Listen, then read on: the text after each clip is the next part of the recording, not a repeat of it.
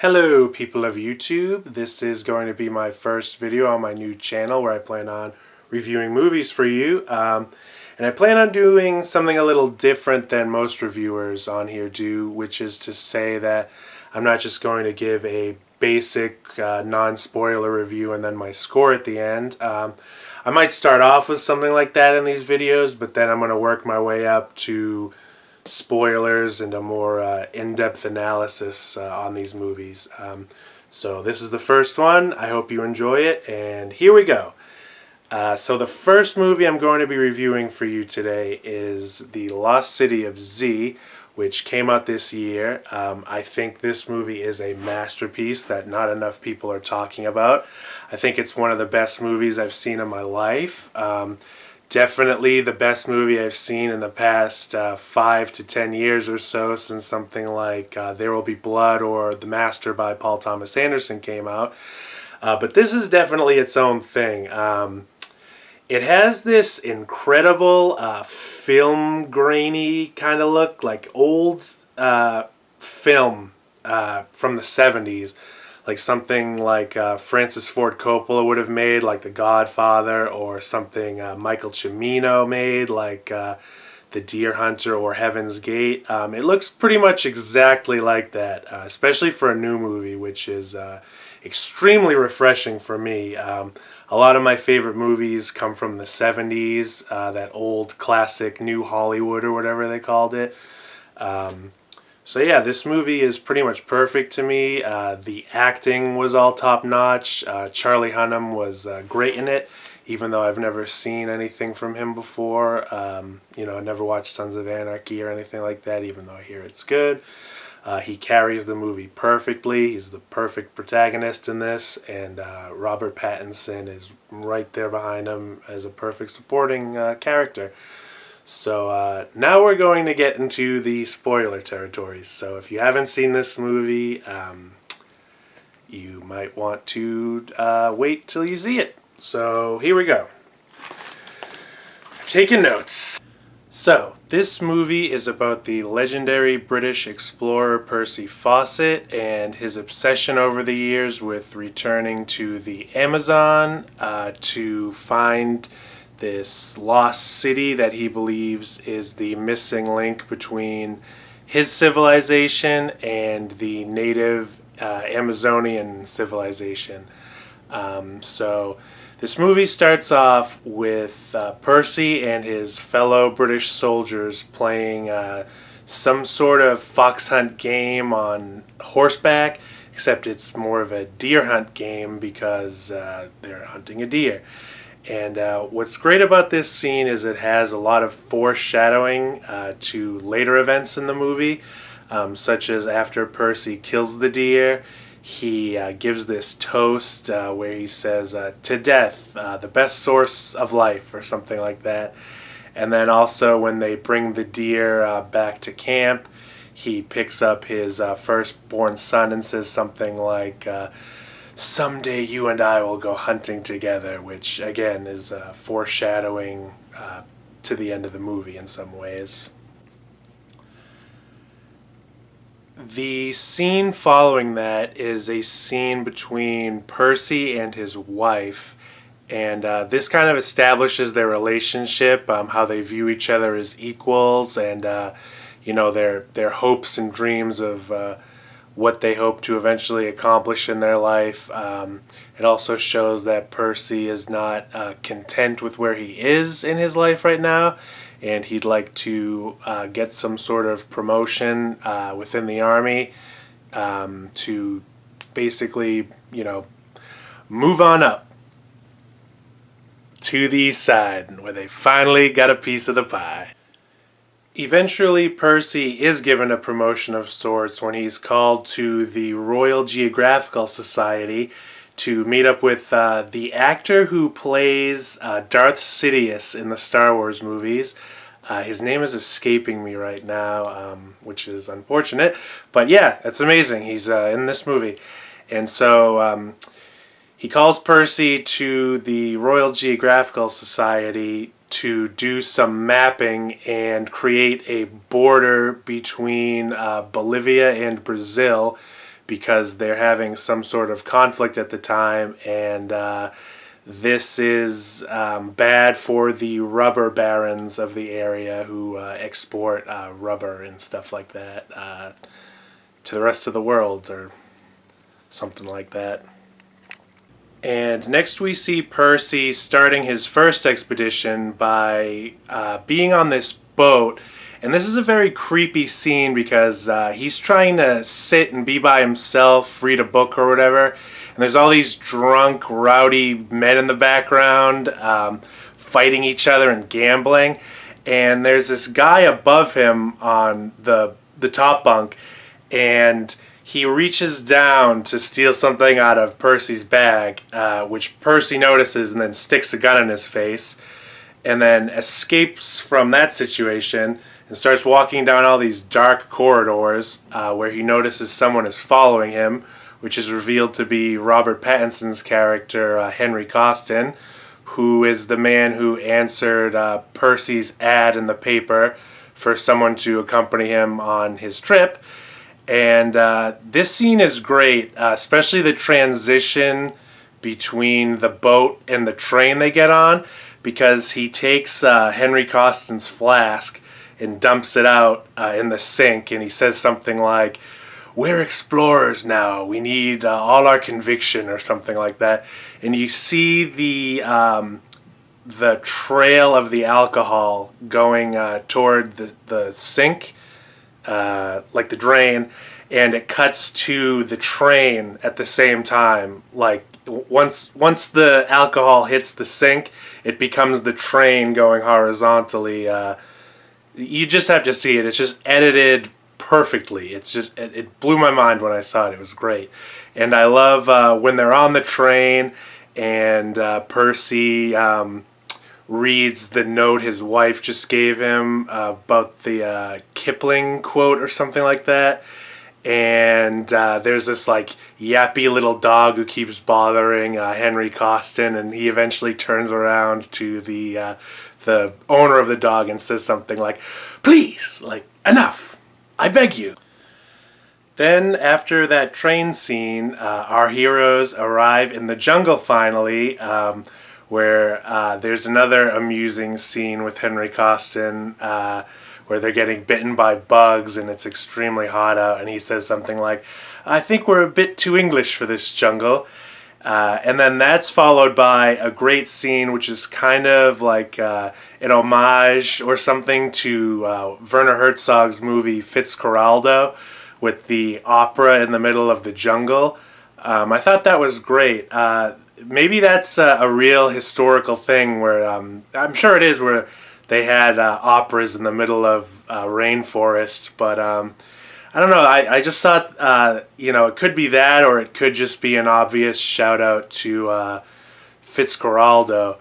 And the scene following that is where the movie really took it to the next level for me, which is where we're introduced to Franco Nero's character, who is the original Django, in case no one knew that. And he plays the rubber baron of that area. And this scene just really floored me. The way it was shot, it truly felt like a scene out of The Godfather or something. They walk into this fancy room in the middle of the rainforest, where this slave is fanning Franco Nero and his daughter and son, and they're all wearing these like white kind of church clothes. And it's just a very disturbing but powerful scene at the same time, where this like creepy southern guy brings out the Indian slave who's going to be their guide through the rainforest. And he says stuff like, "Oh, you're going up there? Like nobody comes back from up there." And this scene is just mind-blowing on so many different levels. I love what Franco Nero says to Percy, where he's like, "It offends you to speak to me." And Percy's, faking, like, "No, it doesn't bother me at all." It was amazing, too, when Franco Nero had that quote and I'm paraphrasing, when he says something to Percy like, "Do you know why I'm letting you do this job? Because it will bring peace. And peace means my business will flourish. And that means my family will flourish," or something like that. And that was just amazing. That whole thing was great. It reminded me of something Vito Corleone might say. And then when they're leaving that compound or whatever to actually go on the river into the jungle, the shot where they're leaving and Percy looks up at the balcony and Franco Nero's like looking down at him in this like fucking pimp suit, just looks so badass, and he's smoking a cigar, and the creepy southern guy's like looking down at him too, like over Franco Nero's shoulder, and he just has this like creepy smile, like, "You ain't coming back from up there," like he said earlier. And then you see Franco Nero walk away with his cigar and his pimp coat, and the trail of smoke is just like billowing behind him, and you can see Percy kind of looking up like, ugh, like what did I get myself into? That was just fucking amazing. Perfect. And then that's followed by yet another amazing scene where they're going down the river on this raft, and they come across this abandoned boat that they don't see anyone on at first, but as they're like turning the corner around it, they see this dead German guy like tied to a chair, murdered.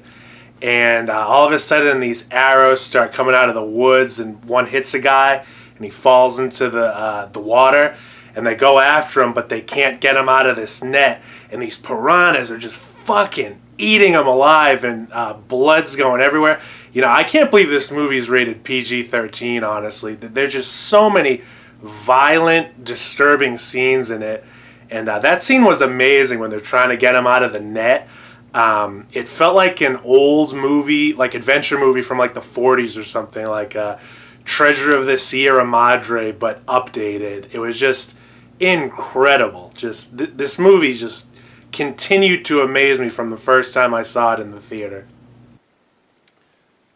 And what follows after that is a scene where they're pushing the raft and the surviving members through the water some more, and one of the guys is like throwing up blood and stuff, and Robert Pattinson's character has this like bloody mark on his arm, and it's just gross. They're all like getting malaria and all this kind of crazy shit, and then the Indian has this really creepy warning to Percy about how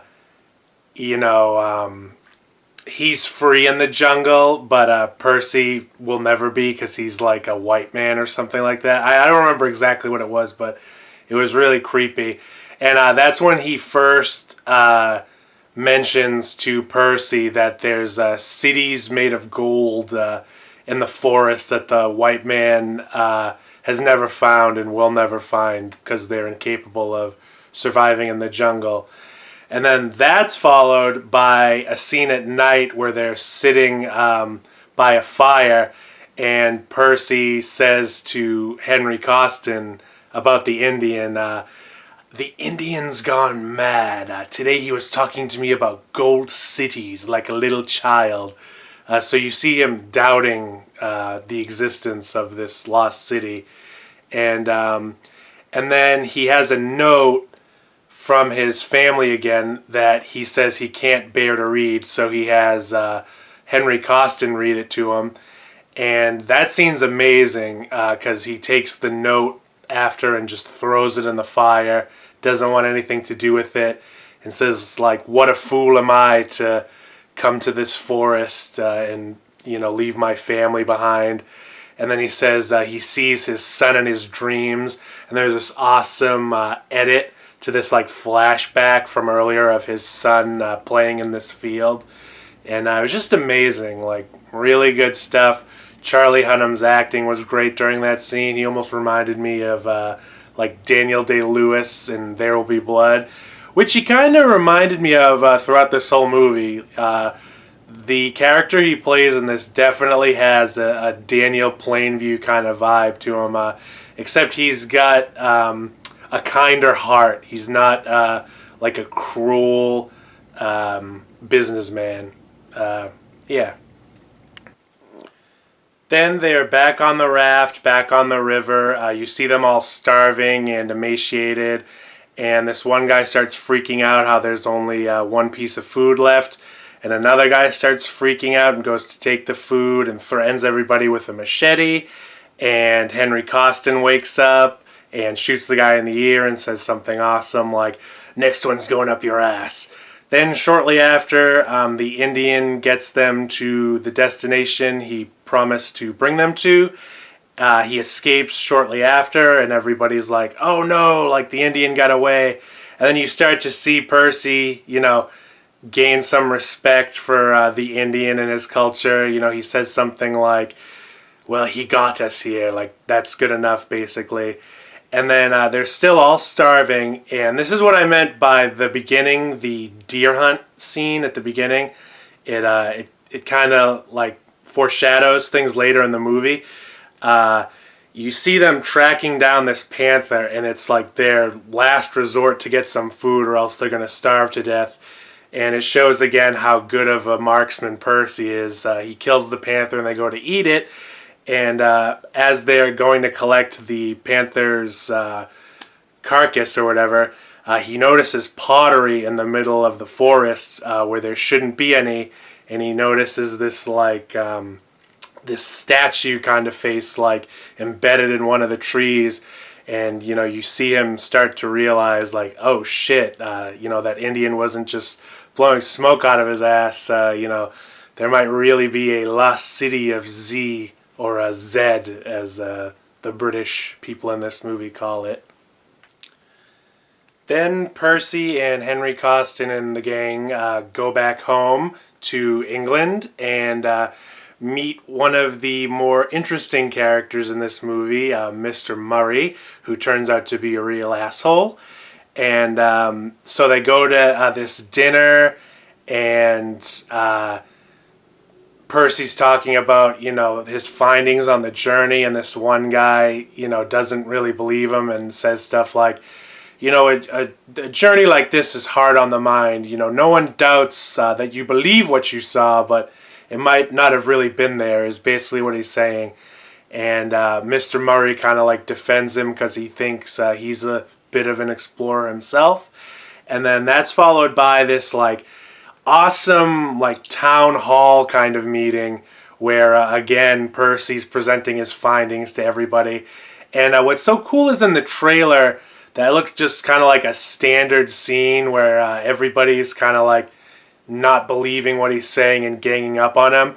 But what's great is in the movie it's almost more like a roast or something where they're all kind of busting each other's balls, like even though they don't really agree with each other, they're like making jokes at each other's expense and stuff. And that scene was really great. And that's when Mr. Murray presents this challenge because he believes in the lost city of Zed at this point. And he says, "Mr. Fawcett, would you go back to the jungle, or will you accept this challenge?" And he does. So then things are going in motion for them to have a second expedition in which Mr. Murray will be accompanying them. And shit hits the fan. Next we see Mr. Murray and the gang back in the rainforest, and Mr. Murray is struggling to keep up with the rest of the crew because he's overweight and sweating, and they get attacked by Indians again. And there's a great moment where an arrow goes through the book that Percy's holding, and there's a flashback to him in a church with his son getting baptized, again showing that he's missing out being with his family. And they sing this song that calms the Indians down, and they allow them to go back to their camp, where they have this person roasting over an open fire, and you find out that they're cannibals. And at this point, Murray just checks out. He doesn't want anything to do with this anymore. He says, "I won't be a part of this madness," and tries to get the other members of the crew to go back with him to their camp. And they refuse. And by the time they do come back and find Murray, he's eaten all their food. He's gone through the things that Percy's family has sent him, and Percy says something awesome to him like, "Even my own children at their tender ages could be counted on more than you." And then next we see them back on the raft. Murray has this infection in his leg that he won't stop itching. He keeps standing up and throwing off the balance of the raft, and they lose about a third of their supplies. And there's a great scene where you start to see Murray losing his mind because of this infection. It's spreading throughout his body, and they need to get him help soon or he'll die. And he's hallucinating. And he says that great line that's in the trailer, "You don't care about us. You don't even care about going home. All you care about is your lost city." So they decide to cut their losses, give him some of their supplies and food, put him on a donkey, and send him to the nearest hospital or wherever he can get medical attention. And as they're about to reach their destination, they realize that Murray has poured some kind of oil or something all over their food and has sabotaged them, and they can't go on without any rations. So they decide to give up and maybe try again at a later time. And once our heroes return back home to England, they're called back to the Royal Geographical Society for a meeting they don't really want to attend with Mr. Murray, where Mr. Murray tries to force an apology out of Percy and his lackeys for abandoning him in the rainforest. And he says he saw no such evidence of a lost city, even though he's the reason they didn't reach their destination. And he shows his true colors in this scene, definitely. He shows that he's a real prick and a liar. And he says something really strange to Percy where he's like, "Your wife was present to see your ascent on this journey, and I only ask that she's again present during you apologizing to me," or something like that, in which Percy clearly gets pissed and says, "I will apologize to my men." And they get up and leave. It's a great scene. I'm not really nailing exactly what they said in it, but that's basically the gist. And that was a great scene. I liked it a lot. And once Percy's back home, World War I hits, and he's forced to go into the war since he's part of the British Army. And this is one of the best parts of the entire movie, I thought. It's just great. It looks gritty. There's an awesome scene with a fortune teller. And the best part of this scene, I think, is when Percy gives the speech to his men, which is kind of ties into the theme of the rest of the movie, where he's always, spending too much time away from his family, where he says to his men, I know we're all fighting for our families, but they're not here right now, so instead let us fight for each other. And after his awesome speech, there's another great moment where he's on the hill about to blow the whistle for the men to take charge over the hill, and he has this little drawing of a tree in a rainforest, and he presses it to his forehead as if he's envisioning this is where he'd rather be. And as he blows the whistle and they go over the hill, a war scene ensues where you see one of the members of his crew that's been going with him on these expeditions. He gets shot in the face, which again was a pretty gnarly scene for a PG-13 movie. And then the enemy throws gas out, poisonous gas that affects Percy's eyes and temporarily blinds him for a while. He wakes up in a hospital with his family over him, and there's a really great touching scene between him and his son, who had an argument not that long ago about how he's never home, and they make up and they cry in each other's arms basically, and it was a very touching scene. And yeah, that World War I scene was fucking incredible. Oh, and I forgot to mention one of the other best parts of that World War One scene is when Percy is told by one of his men that Mr. Murray, upon hearing World War One has broken out, has gone AWOL and gone on an expedition to Alaska or something like that. And one of the best quotes in the movie comes from Percy during this part where he goes, "Someone should warn the Eskimos that Mr. Murray is on the prowl." And that was just perfect. Again, this movie, fantastic. Everything about it just nails it. And next we see Percy as an older man back home with his family. His eyesight has returned, and his son keeps trying to persuade him to go on a third expedition with him back to the jungle, in which his wife eventually agrees. And this is followed by another beautiful emotional scene where they're leaving their family, where the cinematography looks great. And the best part of this scene is when they're on the train going by all these people that are waving to them because they heard about their expedition. As they pass these people, there's these quick cut edits to them also passing their family who's sleeping in their beds. And that was just really impressive editing again. There's all kinds of amazing things like that throughout this movie where they place these edits of Percy missing his family throughout the movie that are very powerful. And we have now reached almost the end of the movie, where Percy and his son are on their final expedition in the jungle, where they go to this other camp of natives who welcome them and allow them to take pictures of them. But as they're exploring further into the jungle, they come across other kinds of natives who are not so friendly and begin chasing Percy and his son. And these scenes are very tense.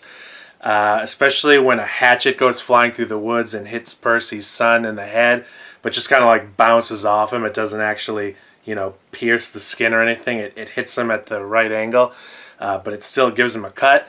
And they're running over this hill where they're ambushed on the other side by another group of natives who throw a spear and impale one of the other side's, whatever, you know what I'm saying.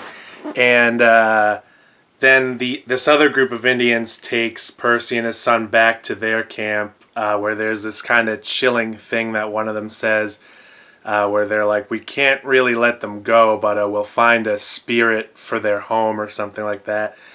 And they're taking down this trail at night that's lit by all these different fires, and they're forced to drink this concoction that you don't know whether it's poisonous or not, and these natives carry them down to this river, and this is basically the last we see of Percy and his son. We're not sure exactly what happens, but as this is happening, as they're being carried down to the river, there's another really amazing scene where it's again another flashback to Percy's past with his family, except this time you see like his spirit sitting in the corner of this room where in the past they were having some kind of party or dinner, and there's all these guests that they have at the table, and his wife reads this note she wrote while she was giving childbirth in case she didn't make it through, and she talks about how she wanted Percy to teach their son to be open to new things and explore, which is basically what he did. And yeah, that scene was amazing. And also I forgot to mention, right before they drink that concoction, there's a great quote by Percy after his son says that he's scared for his life.